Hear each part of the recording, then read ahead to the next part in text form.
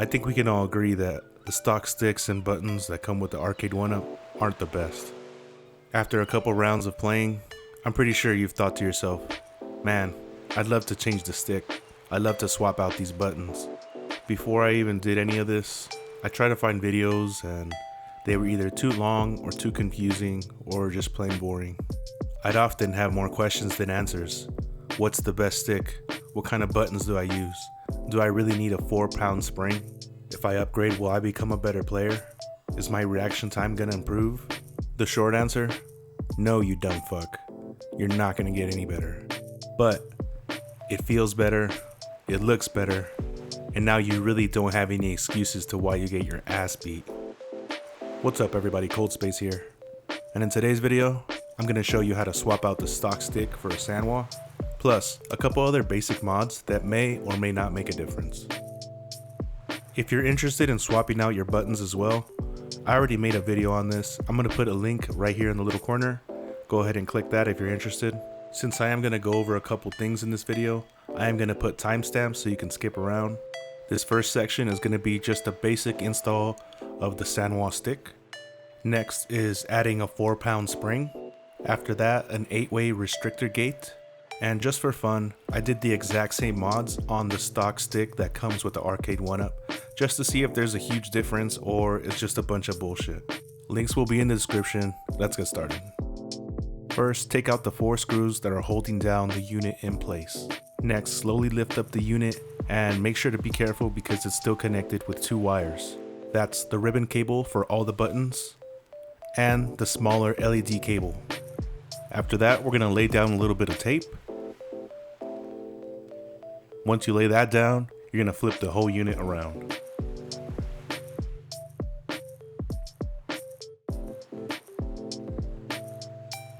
Now it's time to remove the 6 screws that are holding down the plastic cover.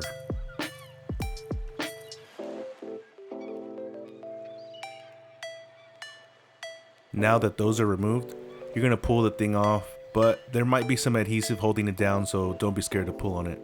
Alright, so the first thing we're going to do is remove the little zip tie up here. With some scissors, carefully place it in between the zip tie and try your best not to cut any of the wires because then you're really fucked. Next, follow the cables that connect the joystick to the board. These are easy to find because it's the only 4-pin connector. There might be a little glue connecting them, but just take it off and don't be scared to pulling them, they come off really easy. Alright, now that that's done, we're gonna take off the 4 screws holding down the joystick. Before you do this, make sure to take off the ball top and all the pieces, that way you can just pull it off and you're not struggling to take it off. Now at this point, once you have it off, the first thing we're gonna do is switch this metal plate. The holes don't line up from the stock Sanwa stick, but it's pretty easy. We just have to remove 4 screws and then switch the plates and put it back on. After we're done with this, I would recommend doing the rest of your mods before reinstalling. Just to keep it simple for the people who don't want to do these things, I'm just going to show you how to reinstall it and you could skip ahead. Assuming you've done your mods already, now it's time to reinstall. When I first looked at these cables, I thought there was a mistake. They don't look anything like the ones that I took off the original ones, but don't worry about that. Now grab the cable that came with the Sanwa stick and first line up the pins, firmly insert it until you hear it click and you're good. Now head back to the unit and put the joystick in place. Make sure that all the holes line up.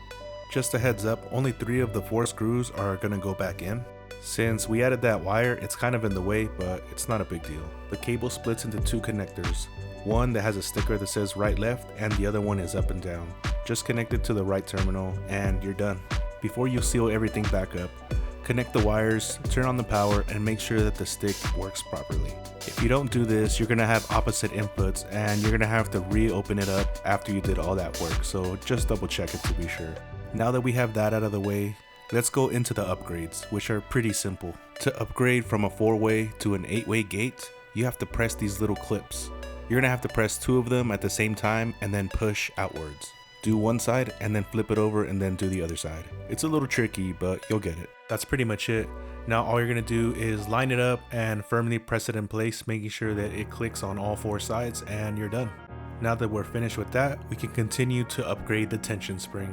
I just slid off the switches to make it easier on myself. You don't have to do it this way. You can leave everything connected. It doesn't really matter. The point is you have to take off this stupid little C-clip that's on here. Once you take it off, the spring will release, and just be careful because that thing will go flying and you need that part. Side by side, you can really see the difference. I bought a 4-pound spring. I'm guessing this is a 2-pound spring, and you can really feel the difference once you install it. This next part's kind of a pain in the ass just because there's so many moving parts. Be really careful when lifting this thing up. There's not too many parts to it. I'm sure you can figure it out. It's a real pain in the ass just because replacing the spring is so hard because you have to do so many things with your hands at once. I used the table and I leaned the little joystick on the table while I push down on the spring, while also grabbing the C-clip and trying to make it fit inside that stupid little slot. God damn, this part is such a pain in the ass. Once you get at least one little part in, you're good, but fuck man, it's so frustrating and it'll take you a little while. Don't lose your patience. It took me like 5 minutes to do this thing. It was just really annoying as fuck.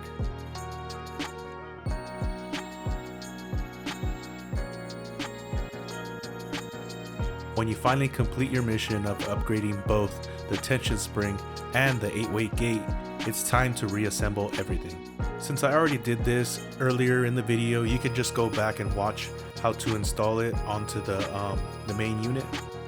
Just for fun, I decided to do these exact same upgrades to the stock sticks that come with your arcade 1-up. All in all, I did not like how it felt upgrading the stock parts. The spring was pretty easy, and the crazy thing about it was it feels like a 6-pound spring instead of a 4-pound spring. I don't know why. And then it was insanely hard trying to shove an 8-way gate onto the stock stick. I had to use a drill and do a bunch of like Mickey Mouse upgrades just to fucking get it to fit, and I wouldn't advise it. If you're gonna upgrade, just get a Sanwa and save yourself some time. Now that everything is complete, we're gonna flip this back over and start to reassemble everything. Place the lid on the back panel back in place and make sure that the ribbon cable lines up. Now carefully fasten the 6 screws and make sure you don't trap the LED cable that's loose inside of the plastic while you're doing this. Set the unit to the side, remove the tape that we laid down earlier, then you're gonna put it back in place and get it ready for the last 4 screws that go on top. Place the 4 screws in place and carefully fasten them. Make sure not to do it too hard because you run the risk of damaging the plastic. Almost done. Now we have to unscrew the back and gain access to the ribbon cable and the LED panel cable that are hanging loose.